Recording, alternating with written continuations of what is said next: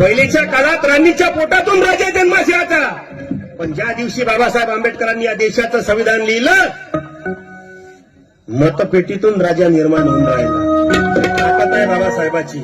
मग तो हिंदू असो, बुद्ध असो, ख्रिश्चन असो, चांभार, धनगर, तेली, नावी, मातंग, ब्राह्मण, सर्वांना एकच समान मताचा अधिकार दिला बाबासाहेबांनी.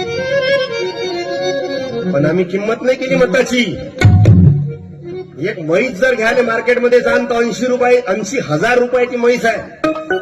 एक चांगली जोडी जर घ्यायची आहे बैलाची तर 1.5 लाख रुपये किंमत आहे बैल जोडीची. आणि चांगलं कुत्रं जर घ्यायचं असेल तर 5 ते 10 हजार रुपयाचं एक कुत्रं आहे.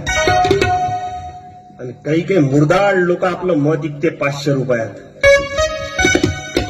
काही गावात नारा चालू आहे, जो पाजन दारून खाऊ घालन मटण त्याच्याच नावाचं दाबू बटन. मग एक वाटी रस्सा 5 वर्ष बोंबलत बसा.